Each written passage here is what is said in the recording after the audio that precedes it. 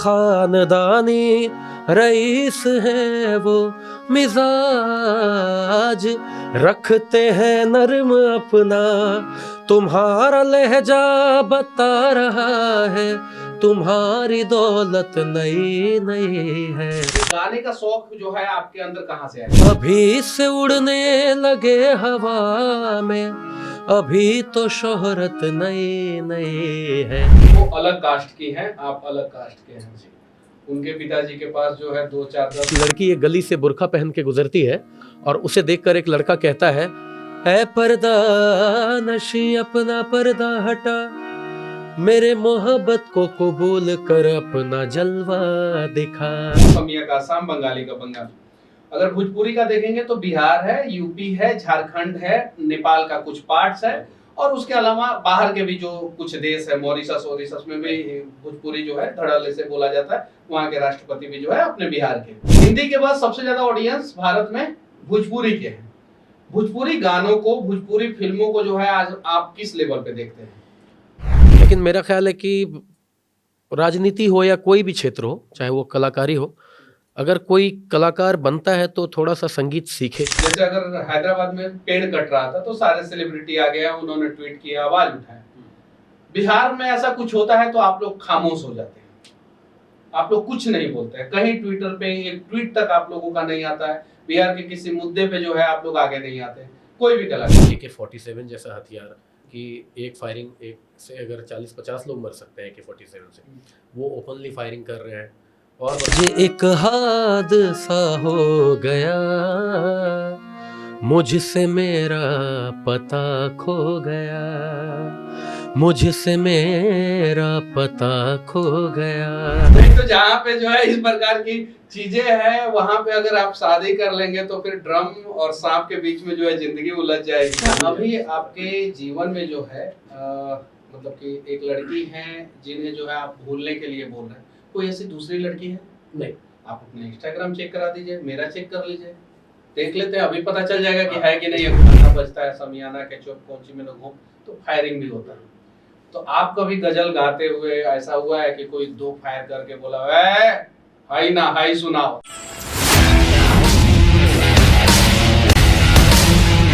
कभी भी नहीं डरने वाला।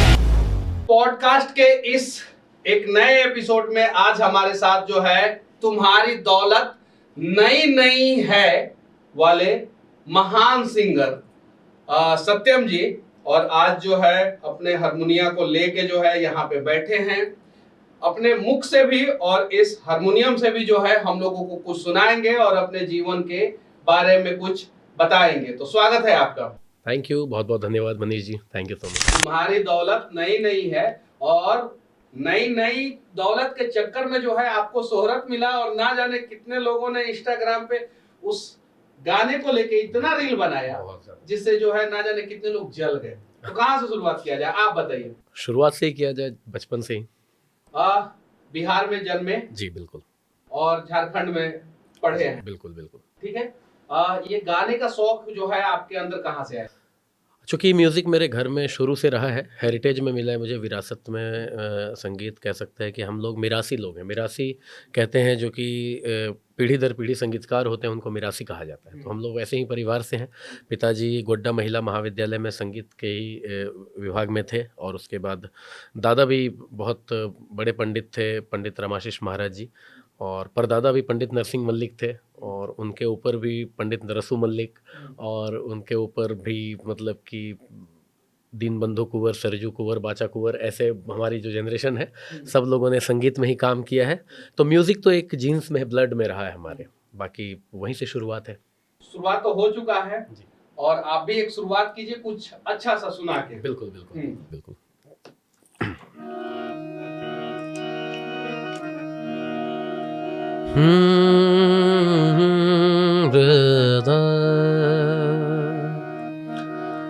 आज एक हादसा हो गया, आज एक हादसा हो गया, मुझसे मेरा पता खो गया, मुझसे मेरा पता खो गया।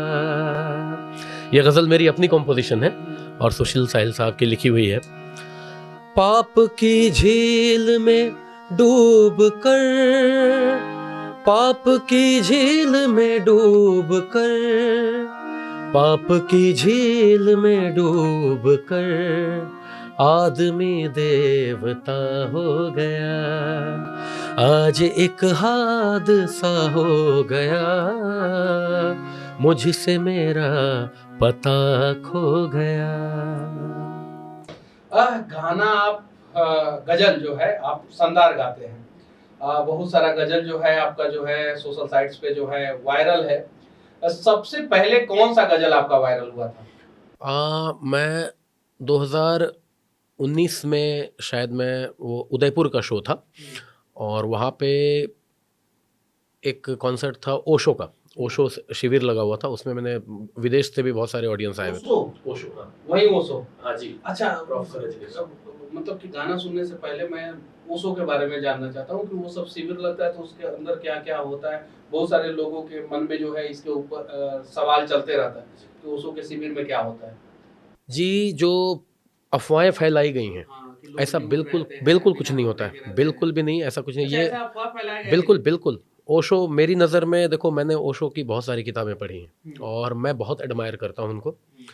मेरा ख्याल है कि दर्शन शास्त्र के वो थे स्पेशलिस्ट, और मैं नहीं मानता हूँ कि जीवन को जिस तरीके से उन्होंने देखा, जिस रास्ते से, है ना, वो कोई और देख सकता है। जिस तरीके से उन्होंने दुनिया को दिखाना चाहा, जिस सच्चाई से को बताना चाहा, वो क्या है ना कि उस समय में बहुत सारे, आई एम सॉरी टू से, जब वो धर्मगुरु थे और मतलब कि बहुत बड़े शिक्षाविद भी मैं मानता हूँ उनको, प्रोफेसर भी रहे, तो उस वक्त उन्होंने जो एक मसाल कायम की, अपनी जो क्रांति लाई अपने तरीके से, तो उस वक्त के बहुत पंडित मोमिन पादरियों के उन्होंने मार्केट बंद कर दिए थे, जैसा मैं पढ़ता हूँ।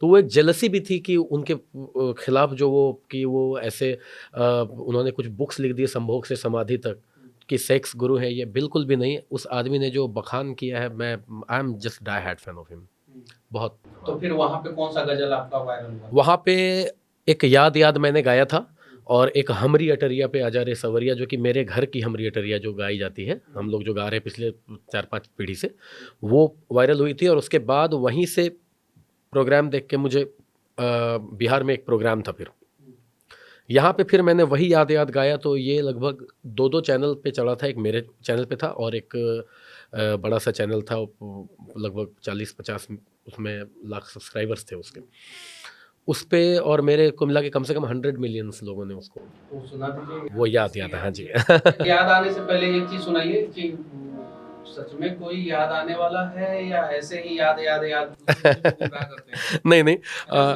हाँ जी जी। तड़प ये इश्क के दिल से सही नहीं जाती, कि जान दे के भी दीवानगी नहीं जाती। न जाने कौन सी दुनिया है वो मेरे रब्बा, जहाँ से लौट के कोई सदा नहीं आते। दरअसल ये गज़ल है गुलाम अली साहब की, और ये मैंने जब गाया वो वायरल क्यों हुई, मैं सुना के आपको बताता हूँ। हो इश्क में तो हर चीज मिट जाती है, बेकरारी बन के हमें तड़पाती है। हाय याद याद याद बस याद रह जाती है, याद याद याद बस याद रह जाती है। तो ये गज़ल बहुत लोगों ने सुना, लेकिन इसको बहुत लोगों को सुनने का एक जो मेन रीज़न था, इसके पहले मैंने एक शेर पढ़ा था कि एक लड़की एक गली से बुर्का पहन के गुजरती है, और उसे देखकर एक लड़का कहता है, ऐ पर्दा नशी अपना पर्दा हटा, मेरे मोहब्बत को कबूल कर अपना जलवा दिखा। लड़की ने कोई जवाब नहीं दिया। 2 दिन 3 दिन 4 दिन बीत गए। एक दिन लड़के ने कह दिया कि ऐ पर्दा नशी अपना पर्दा हटा, मेरे मोहब्बत को कबूल कर अपना जलवा दिखा, वरना मैं खुदकुशी कर लूँगा सिर्फ झलक पाने के लिए। और अगले दिन जब मोहतरमा उधर से गुजरी तो उसे वो नज़र नहीं आया। बात पता चल रही कि कल रात उसने खुदकुशी कर ली। तो वो उसके कब्र पे जाके कहती है, ऐ मेरे गुमनाम आशिक, ले आई हूँ तेरे मज़ार पर, ले रुख से नकाब हटाती हूँ अपना, जी भर के मेरा दीदार कर। तो कब्र से एक आवाज़ आती है खुदा ये तेरा कैसा इंसाफ है, ए खुदा ये तेरा कैसा इंसाफ है, कि आज मैं पर्दे में हूँ और वो बेनकाब है। तो इसको बहुत लोगों ने प्यार दिया। ऐसा आपके दोस्तों ने मुझे बताया कि आपको एक खूबसूरत लड़की से प्यार है अभी भी। मैंने सबसे बातचीत किया तो मुझे पता चला, और वो अलग कास्ट की हैं, आप अलग कास्ट के हैं। उनके पिताजी के पास जो है 2 4 10 नाल लाठी है। नहीं ऐसा कुछ नहीं है, नहीं ऐसा कुछ भी नहीं है। तो फिर क्या है, मतलब कि कहानी क्या है? शरीफ है लोग हैं और शिक्षक आदमी है, तो नाल और बंदूक का तो कोई सवाल ही नहीं है। हाँ, तो मैंने हम लोग साथ हैं, ताकि आप सच्चाई बताइए। हम लोग साथ हैं, पता नहीं कब तक साथ हैं, लेकिन जब तक हैं। लेकिन आगे उम्मीद की कोई शमा जलती नहीं, क्यों रात ये गम की मेरे ढलती नहीं। तो ऐसी ज़िंदगी चल रही है। बाकी वो जहाँ भी हैं और जहाँ भी रहें आगे चल के खुश रहें, और ईश्वर उनको सारी खुशियाँ दे। अच्छा, लड़की में प्रॉब्लम है कि लड़की के पापा में प्रॉब्लम है? कह सकते हैं, अब इसमें मैं ज़्यादा क्या ही बोलूँ, लेकिन एक जो समाज की धारणा है उसमें प्रॉब्लम है। जो एक कास्टिज़म है, एक समाजवाद है जिस चीज़ का, मतलब इन चीज़ों को लेके उसमें परेशानियां हैं, तो वो तो सबको झेलना ही पड़ता है। उम्र कितना हो गया आपका? I am 30+। मतलब नहीं, एग्जैक्ट बता दीजिए। आप तो लड़की है नहीं। हाँ, कि आपको जो है दिक्कत होगा। हम तो बताते हैं भाई हम 33 साल के हैं। नहीं तो है अब 34वां चल रहा है मेरा। फिर मेरा भी सेम है। सेम। तो आपके बाल नहीं पके, दाढ़ी पक गए, मेरे सारे बाल पक गए। तो क्या लगता है कि अब उनसे जो है कोई शादी होती का कुछ ऐसा कुछ नहीं? अच्छा है, ड्रम में जाने से आप बच गए। अरे नहीं नहीं नहीं नहीं नहीं, नहीं तो जहाँ पे जो है इस प्रकार की चीजें हैं, वहां पे अगर आप शादी कर लेंगे तो फिर ड्रम और सांप के बीच में जो है जिंदगी उलझ जाएगी। ये चीजें तो उनके लिए गाना सुना दीजिए जो आपकी प्रेमिका है, मासूका है, या जिनके लिए जो है आप गम में जो है ये पूरा जिंदगी बिताए जा रहे हैं, और बाल तो नहीं पका लेकिन दाढ़ी पक गया उनके टेंशन में। सुनाइए। मेरी नाज़नी तुम मुझे भूल जाना, मुझे तुमसे मिलने ना देगा ज़माना।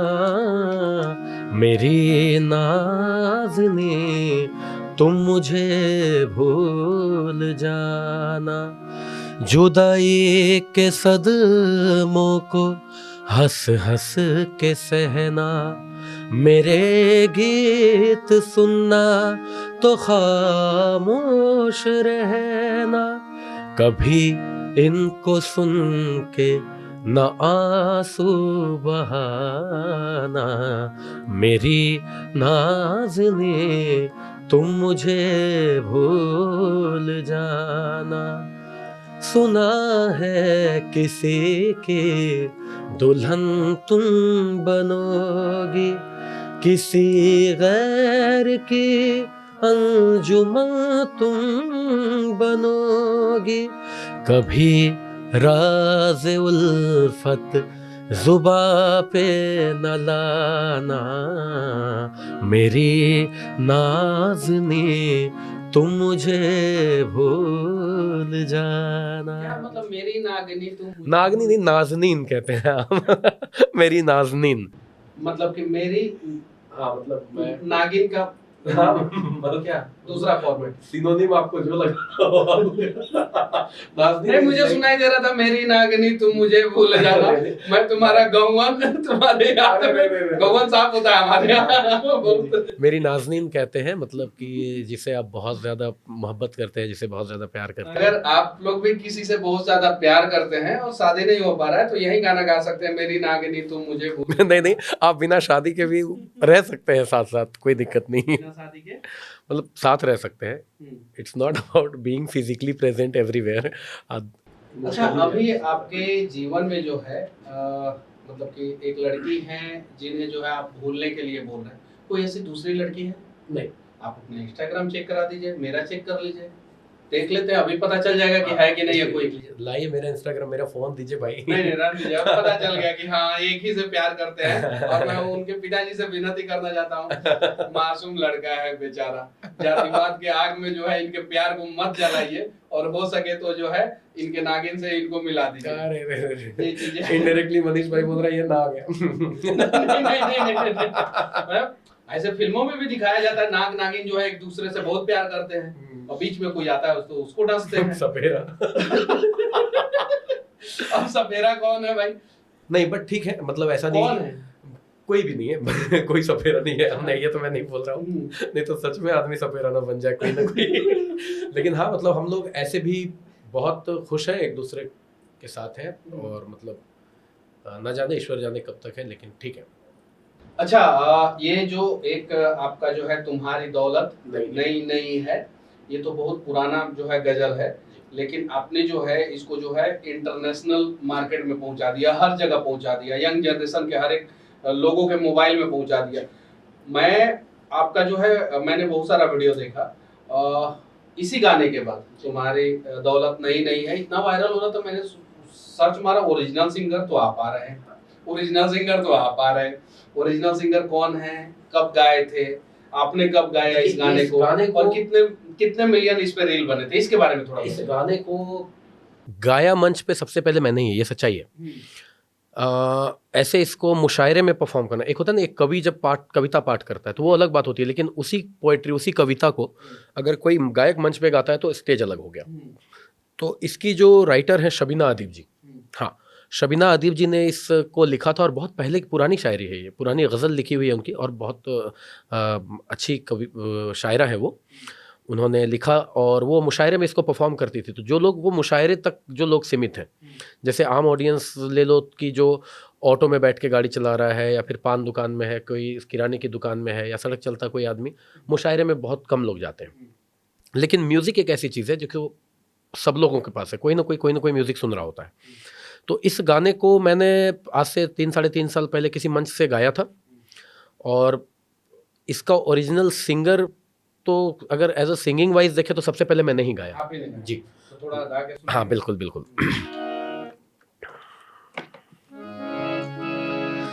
जरा सा कुदरत ने क्या नवाजा के आके बैठे हो पहली सफ में, अभी से उड़ने लगे हवा में, अभी तो शोहरत नई नई है, खामोश लब हैं झुकी हैं पलकें, दिलों में उल्फत नई नई है, अभी तकल्लुफ है गुफ्तगू में, अभी मोहब्बत नई नई है, खामोश लब हैं झुकी हैं पलकें, दिलों में उल्फत नई नई है। और इसका जो सबसे खूबसूरत शेर जो लोगों ने सबसे ज़्यादा सुना,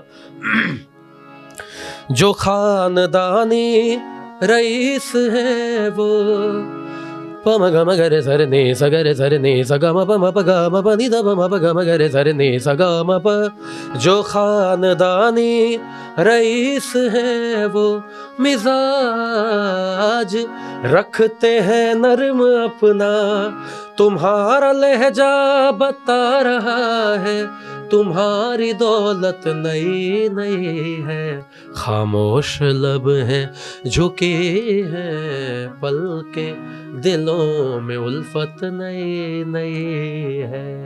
तो ये मैंने गाया था। और इसकी जो कॉम्पोजिशन है, पुराने आप लोगों ने गाने सुने होंगे कि तुम्हारी नज़रों में हमने देखा, तुम्हारी नज़रों में हमने देखा हया की नरा तारा, तो उस पे गाना बिठाया इसको। उस पे उस गाने पे जो है आपने जो है कविता को जो हाँ, हालांकि जो मुशायरा पेश करती हैं शबीना अदीब जी, वो भी इसी कॉम्पोजिशन पे गाती हैं, वो भी लिखी हुई तो उनकी है, लेकिन जो कॉम्पोजिशन है वो उनकी नहीं है, वो पुराने फिल्म की एक कॉम्पोजिशन है किसी गीत की, और उसको वैसे ही परफॉर्म करते हूँ, वैसे ही मैंने उठा के उसको स्टेज पे विद द म्यूजिक इंस्ट्रूमेंट कर दिया। इस देश में सबसे ज्यादा जो है हिंदी का ऑडियंस है जी, हिंदी के बाद जो है सबसे ज्यादा ऑडियंस जो है भोजपुरी के हैं, क्योंकि अगर तेलुगु के देखेंगे तो सिर्फ और सिर्फ एक स्टेट, दो स्टेट है। तमिल के देखेंगे सिर्फ तमिलनाडु है। कन्नड़ के देखेंगे तो कर्नाटका है। मलयालम का देखेंगे तो आपको केरला है। पंजाबी का तो पंजाब है। असमिया का असम, बंगाली का बंगाल। अगर भोजपुरी का देखेंगे तो बिहार है, यूपी है, झारखंड है, नेपाल का कुछ पार्ट्स है, और उसके अलावा बाहर के भी जो कुछ देश है, मॉरिशस में भी भोजपुरी जो है धड़ल्ले से बोला जाता है। वहां के राष्ट्रपति भी जो है अपने बिहार के। हिंदी के बाद सबसे ज्यादा ऑडियंस भारत में भोजपुरी के हैं। भोजपुरी गानों को, भोजपुरी फिल्मों को जो है आज आप किस लेवल पे देखते हैं? मैं पर्सनली अगर आप मेरे से पूछे तो फिल्मों की बात तो मैंने भोजपुरी एक भी फिल्म नहीं देखी है। नहीं देखी? क्यों? मतलब इंटरेस्ट नहीं था उतना, क्योंकि या इस लेवल का बना नहीं फिल्म? नहीं बनी होगी, फिल्में तो बनी होगी, अब क्षेत्रीय भाषा है कहीं की तो। और भोजपुरी, एक तो पहली बात की विडंबना ये है कि पूरे बिहार को लोग इंट्रोड्यूस करते हैं भोजपुरी से, जो कि होना नहीं चाहिए। बिहार में अलग अलग भाषाएं बोली जाती हैं, मैथिली है। पीछे के रीजन है, जैसे ऐसा नहीं है कि तमिलनाडु में सिर्फ तमिल बोला नहीं, जाता बिल्कुल है। नहीं। कुछ जगहों पे जो है अलग भी भाषा बोला जाता है। महाराष्ट्र में ऐसा नहीं है सिर्फ मराठी, अलग अलग बोला जाता है, मराठी की भी अलग अलग गुजरात में भी जो है कच्छी है, गुजराती है। हाँ, अलग अलग भाषा। लेकिन एक भाषा जो सबसे ज्यादा फेमस हो जाता है किसी भी कारण से, या तो मास पब्लिक जो है उस चीज को बोलती होगी या तो समझती, पॉपुलेशन की वजह से समझती होगी या तो बोलती होगी। तो इसलिए जो है भोजपुरी जो है, ऐसे तो बोला जाता है मैथिली भी, मगही भी, अंगिका भी, बज्जिका भी, 5 भाषा का जो है ये स्टेट है।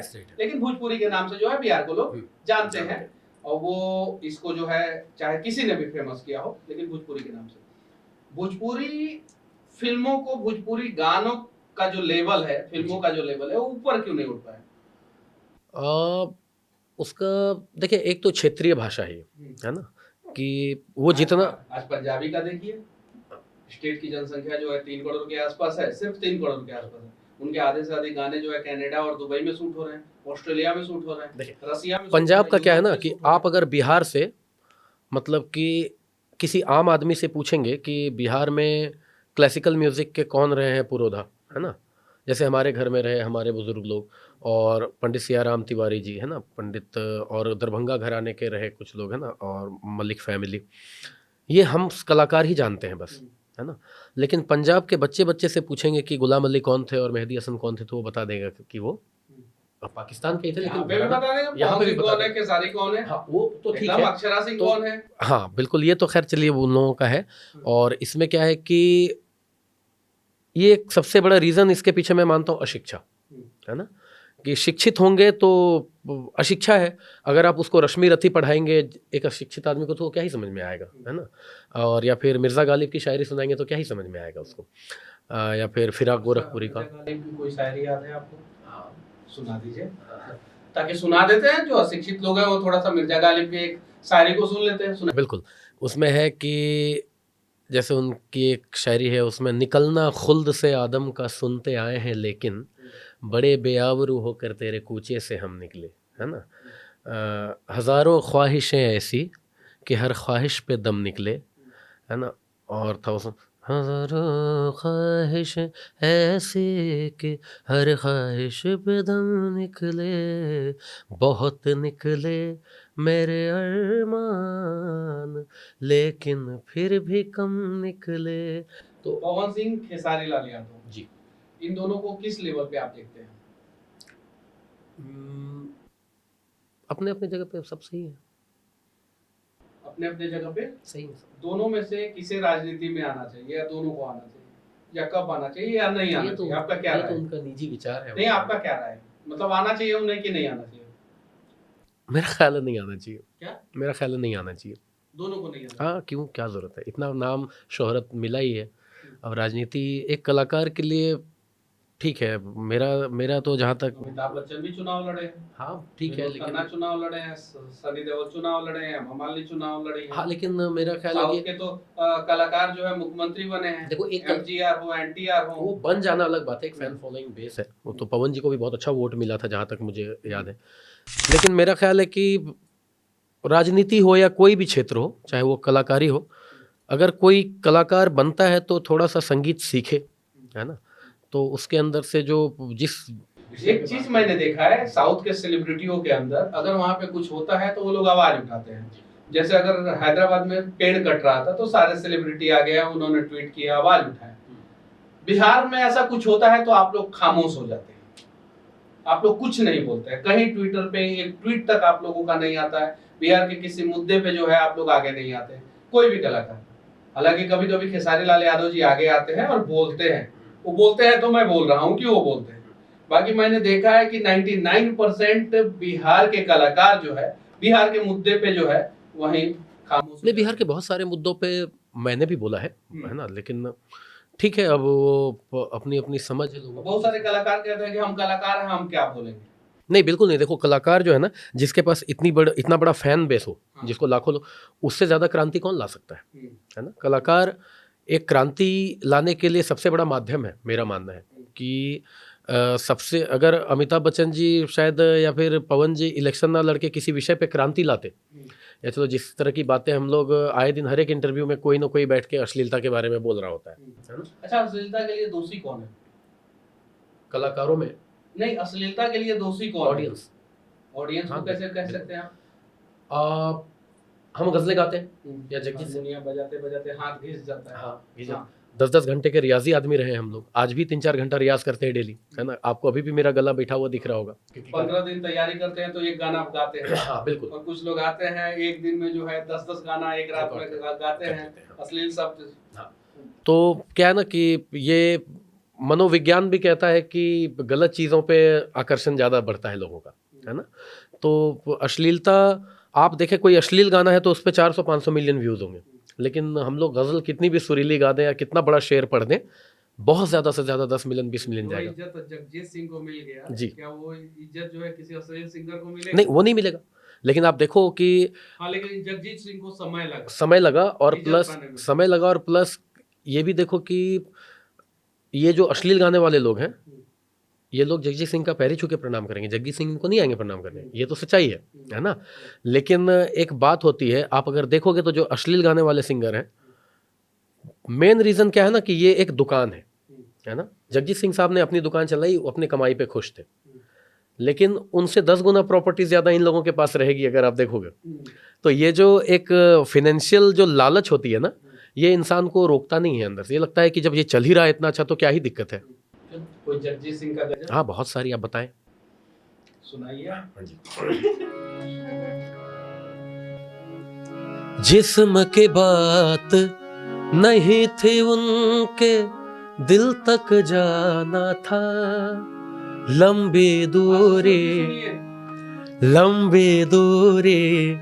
तय करने में वक्त तो लगता है, प्यार का पहला खत लिखने में वक्त तो लगता है, नए परिंदों को उड़ने में वक्त तो लगता है, प्यार का पहला खत लिखने में वक्त तो लगता है।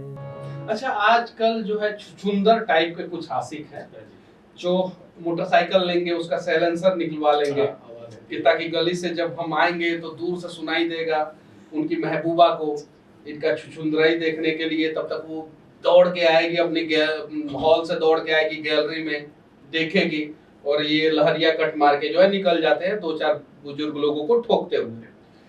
उन छुछुंदर आशिकों के लिए कोई गाना है आपके पास, कोई गजल है आपके पास? नहीं, उनके लिए गजल, उन्हीं के लिए गाने बने जो अश्लीलता जो भरे गाने हैं ना। कोई उन छुछुंदर आशिकों को जो है कोई तो गजल सुना दीजिए कोई। नहीं, देखो, मैंने ना इधर एक पोस्ट डाला था। हाँ।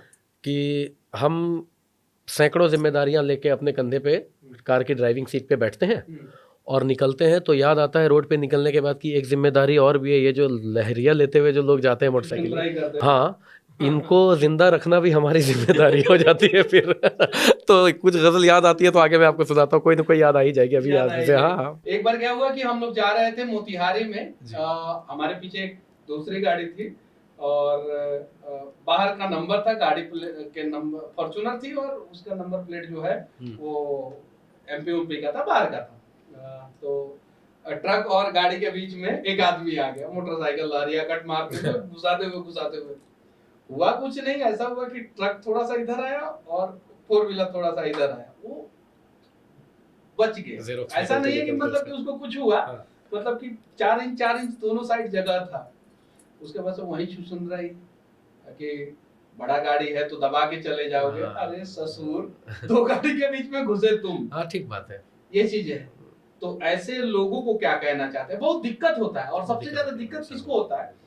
जो बहुत समझदार मोटरसाइकिल चलाने वाले या स्कूटी चलाने वाले या कार चलाने वाले लोग होते हैं, उनको दिक्कत होती है। आप ये तो छोड़ दें, मैं जो कि मुंबई ज़्यादातर रहता हूँ, ये ऐसा नहीं है कि सिर्फ यहाँ है, ये ऑल ओवर इंडिया में ये प्रॉब्लम है ना? हाँ बिल्कुल है। पूरे इंडिया और मैं मुंबई में जो एक मेन हाईवे है हाँ। जो मतलब कि जोड़ता है एयरपोर्ट को पूरे शहर से, में तो मैं एयरपोर्ट जा रहा था किसी को पिक करने के लिए अपनी गाड़ी से, और पूरी की पूरी एक गैंग गाड़ियों की मोटरसाइकिल की बिना हेलमेट के एक एक पे दो तीन तीन रॉन्ग साइड से वो लोग तेजी से आ रहे थे। मतलब सिर्फ ये स्टंट था ये पटना के अटल पथ पे देख लीजिए, बगल में हमारे ऑफिस के बगल में, यहाँ से जो है 200 मीटर की दूरी पे अटल पथ है, वहां पे देख लीजिए। ये जो मरीन ड्राइव बना है वहां पे देख लीजिए। जो एम्स एलिवेटेड रोड बना है वहां पे देख लीजिए। रोज ऐसा होता है, रोज तो मैं उधर से गुजर रहा था, तो ये लोग मतलब मैं साइड कर लिया कार अपनी कि भाई तुम लोग निकल जाओ, और थोड़े से आगे गए हम लोग, तो एक आदमी, वो आदमी बेचारा उन गैंग में नहीं था, वो हेलमेट पहन के बाकायदे एक बैग टांग के किसी काम से फैमिली के साथ, और वो पड़ा हुआ था रोड पे, मोटरसाइकिल उसकी अलग गिरी हुई थी, वो रोड पे पड़ा हुआ था, उसके यहाँ से ब्लड निकल के रोड पे जा रहा था। इन्हीं की वजह से। हाँ इन्हीं की वजह से। मतलब मैंने हॉस्पिटल वगैरह में कॉल किया था कि लोग भी और आ गए वहाँ तब तक, क्योंकि मेरा एयरपोर्ट का भी टाइम हो रहा था, लेकिन मैंने कॉल करके एम्बुलेंस वगैरह बुला दिया, एम्बुलेंस आ गई, फिर मैं एयरपोर्ट से जाके पिक किया, और उस आदमी की मोटरसाइकिल में आने वाले 1 वीक तक हम लोग जब एयरपोर्ट से गुजरते थे या उधर से, तो उसकी मोटरसाइकिल वहीं खड़ी थी, वो कौन था नहीं था आज तक नहीं पता चली है मुझे। लेकिन ये कितना दुखद है अपने आप में, है ना, कि उनके चलते, और उनको मैं कुछ नहीं कह सकता, उनका तो क्या ही कहना है जो ये कर रहे हैं। अच्छा, बिहार में कार्यक्रम जब आप लोग करते हैं तो समियाना होता है जी, समियाना के चौक कौंची में न घूम, पैसा गाना भी बनता है, ठीक है। वैसा गाना तो आप नहीं गाते हैं, आप गजल गाते हैं। जैसे वो गाना बजता है समियाना के चौक कौंची में न घूम, तो फायरिंग भी होता है। तो आप कभी गजल गाते हुए ऐसा हुआ है कि कोई 2 फायर करके बोला हाई ना हाई सुनाओ? 2-3 जगहों पे हुआ है, बिल्कुल हुआ है, और ये मतलब बड़ा दुखद है ये मेरे। क्या हुआ था बताइए। कुछ नहीं, मतलब एक बार तो एमपी में गया था, तो वहाँ पे मतलब कि बिहार से बाहर? हाँ बिहार से बाहर, ये इधर है, ये एमपी यूपी और बिहार में ये है, झारखंड में भी कहीं कहीं, झारखंड में। हाँ, लेकिन मुझे 3-4 बार ये हुआ है, लेकिन चले ईश्वर की बड़ी कृपा है कि थोड़ा सा शोहरत उन्होंने दिया है, तो एक अदब भी रखते हैं लोग कि भाई हमारे राज्य के हैं और अच्छा काम कर रहे हैं, तो नई वाली शोहरत है या पुरानी? नहीं, शोहरत तो देखें 15 जनरेशन से म्यूजिक कर रहे हैं, तो मतलब ये तो मिलना ही है, और ईश्वर दे, कब तक आखिर इतने जनरेशन से रोक के रखा है, किसी को तो देगा है ना। बुजुर्गों की मेहनत है, मेरा क्या है, हम तो उन्हीं के जूतों का खा रहे हैं। तो ये एक आध जगह पूर्णिया में एक बार हुआ है ना, और एक बार समस्तीपुर में, मतलब ओपन फायरिंग कर रहे थे वो लोग। आई डोंट नो कि प्रशासन क्या करती है, ऐसे लोगों का आप कैसे अलाउ करते हैं कि AK-47 जैसा हथियार, कि एक फायरिंग एक से अगर 40-50 लोग मर सकते हैं AK-47 से, वो ओपनली फायरिंग कर रहे हैं। और मतलब कि AK-47 फायरिंग ओपनली कहाँ पे? पूर्णिया में जी।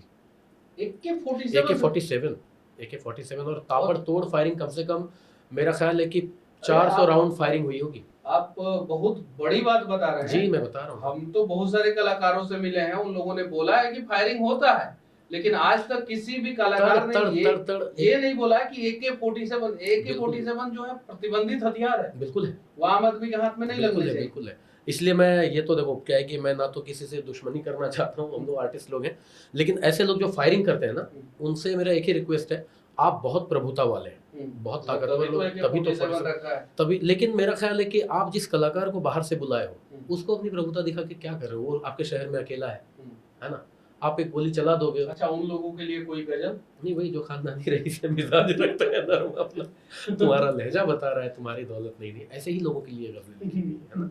और कुछ लोग जो मेहनत करके पैसे कमाते हैं, है ना, नई दौलत ही बनाई है, लेकिन बड़े तहजीब में रहते हैं, बहुत लोग नए भी लोग होते हैं, उन लोगों के लिए उस गजल में मैंने एक शेर लिखा है कि रईस लोगों के घर के बच्चे उड़ा रहे हैं पुरानी दौलत, है ना, और मेहनती है मेरी नजर में वो जिनकी दौलत नहीं है।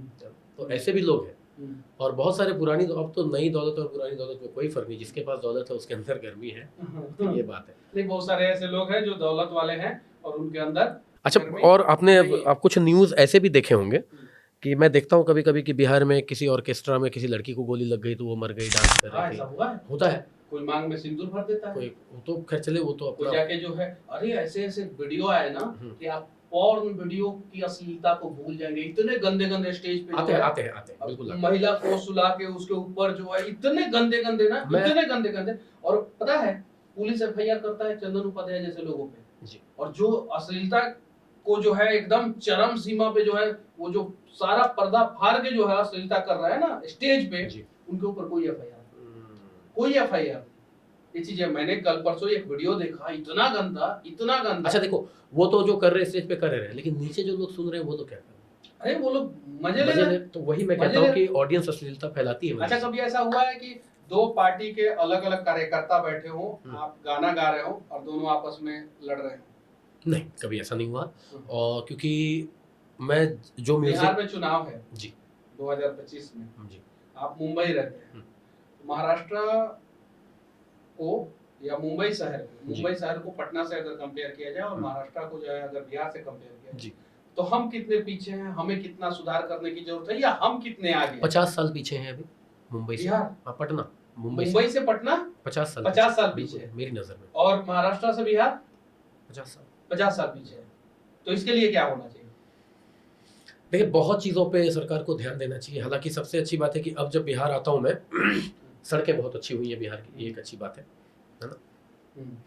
एक तो हाजीपुर छपरा बहुत बढ़िया सड़क है, लालगंज वाला बहुत बढ़िया सड़क है। नहीं, वो तो खैर ठीक है, नहीं, बहुत सारी सड़कें अच्छी हुई हैं, हाँ। है ना। मैं भी जैसे लेकिन अगर तुलना कीजिएगा महाराष्ट्र से, तो अभी भी जो है सड़कों के मामले में हम लोग जो है 30 साल कम से कम पीछे हैं। लेकिन महाराष्ट्र में मुंबई शहर का भी हाल कुछ बहुत बढ़िया नहीं है। हम लोग जाम, ट्रैफिक जाम, और प्लस एक साइड रोड बन रहा होता है तो एक साइड टूटा हुआ रहता है, वो काम हो रहा होता है, और जब तक वो काम ठीक होता है तब तक उधर वाला टूट जाता है।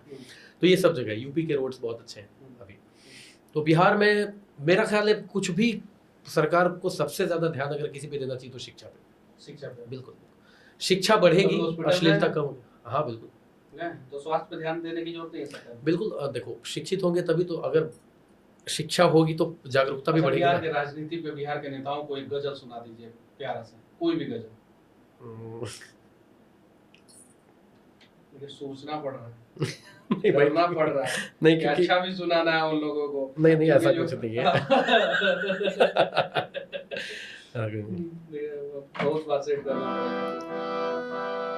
अपनेपन का जाल बिछाया और कबूतर मार दिया, अपनेपन का जाल बिछाया और कबूतर मार दिया, उसने मुझको दोस्त बनाकर पीठ में खंजर मार दिया, उसने मुझको दोस्त बनाकर पीठ में खंजर मार दिया। शोहरत की खातिर लोगों को तलवे चाटते देखा तो, शोहरत की खातिर लोगों को तलवे चाटते देखा तो, एक फनकार ने अपने फन को घर के अंदर मार दिया।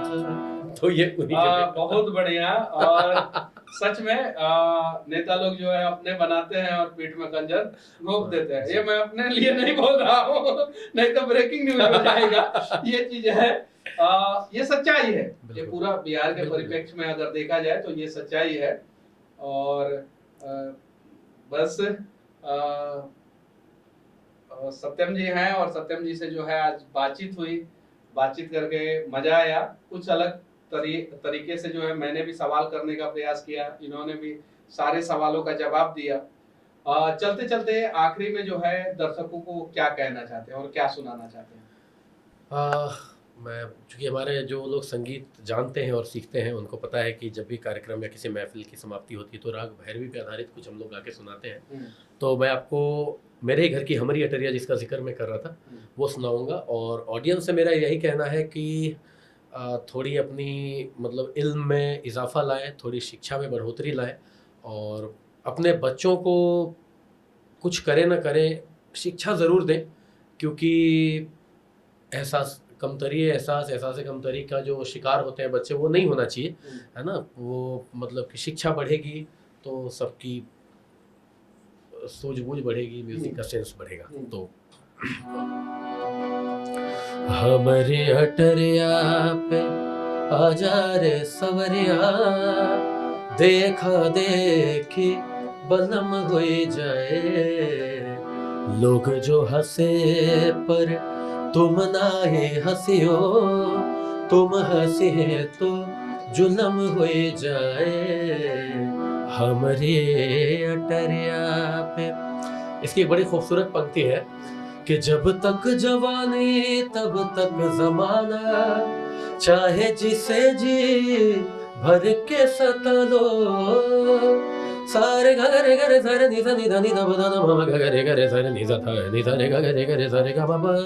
जब तक जवानी तब तक जमाना, चाहे जिसे जी भर के सता लो, चाहे जिसे जी भर के सता लो, याद रखियो तब कोई न चाहे, जब ये जवानी खत्म हो जाए, हमरे अटरिया पे आ जा रे सवरिया, देखा देखी बलम हो जाए। चलिए, तो अब इसको हम लोग यहीं पे खत्म नहीं करते हैं, उससे पहले जो है इनसे एक और गजल सुनते हैं, और इस बार किसी दर्शक के लिए नहीं, इस बार ये गजल जो है इनकी महबूबा के लिए नहीं, मेरे लिए नहीं, ये अपने ससुर जी के लिए आखिरी में गजल सुनाएंगे और वहीं पे जो है हम लोग खत्म कर देंगे।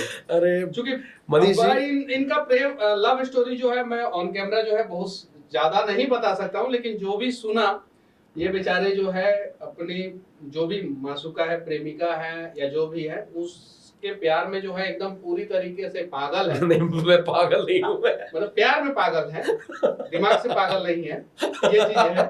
और इसलिए मैं चाहता हूँ कि भाई भाई है, अपना भाई है, दोनों का उम्र सेम है, 91 मेरा डेट ऑफ बर्थ, मेरा भी। हाँ, तो दोनों का उम्र सेम है, तो चाहते हैं कि प्यार जो है वो परवाना चढ़ जाए। तो सुना दीजिए ससुर जी को एक गाना। मनीष भाई मेरे इमेजिनरी ससुराल के पीछे पड़े हुए हैं और ससुर जी के पीछे इमेजिनरी सच में? हाँ बिल्कुल, अब तो इमेजिनरी ही है ना।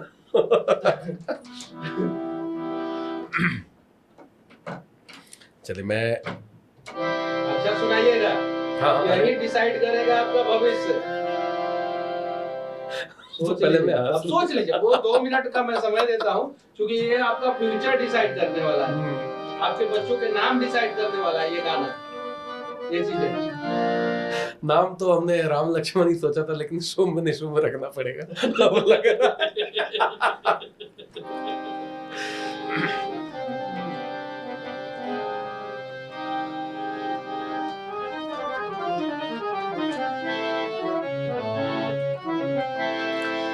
ऐ खुदा तू ही बता, इन उलझनों का क्या करूं बन गए। ससुर तू ही बता, मैं अपने प्यार का क्या करूं। आप मनीष भाई गाते भी बहुत बढ़िया है। ऐ खुदा तू ही बता, इन उलझनों का क्या करूं बन गए दुश्मन जो ऐसे बन गए, दुश्मन जो ऐसे तो का क्या करूं, ऐ खुदा तू ही बता। हाँ, रख दिए मैंने चिता पर चूड़ी कंगन सब मगर रख दिए मैंने चिता पर, चूड़ी कंगन सब मगर माँ तेरे आंचल से लिपटी चाबियों का क्या करूं ऐ खुदा, तू ही बता। मुझे पता था ये शेर के बाद तो आप कुछ नहीं बोलेंगे। नहीं, उन्होंने लाइन बदला या जो भी है, बहुत अच्छा लगा। और बस ऐसे ऐसे कलाकारों को आप लोग सपोर्ट कीजिए। देखिए इनके अंदर टैलेंट है, 15 पीढ़ी जो है वो म्यूजिक से जुड़ी हुई है, और ऐसे लोगों को अगर हम लोग सपोर्ट नहीं करेंगे, आगे नहीं बढ़ाएंगे, तो कल को जो है ये लोग यही कहेंगे कि असली गाना गाने वाला सिंगर दोषी नहीं है, हम श्रोता ही दोषी हैं। और मैंने तो इस पे जो है अनेकों वीडियो बनाया है कि हम सुनने वाले ही कहीं नहीं तो कहीं दोषी हैं। तो इन सब चीज़ों को बदलने की जरूरत है, और मैं ऐसे ही लोगों को मौका दूंगा जो अपने टैलेंट को जो है दिखाएं, और जिन्हें सख्त जरूरत है हमारी, और ऐसे लोगों को जो है आगे बढ़ाएंगे हम लोग, तो आज नहीं तो कल जो है समाज एक नई दिशा में जाएगा। बाकी मिलते हैं अगले पॉडकास्ट में किसी और शख्सियत के साथ, किसी और व्यक्ति के साथ जो समाज का भला करना चाहता है, जो अपने क्षेत्र में कुछ अच्छा करना चाहता है। तब तक के लिए जय हिंद। धन्यवाद, जय Hind, thank you so much.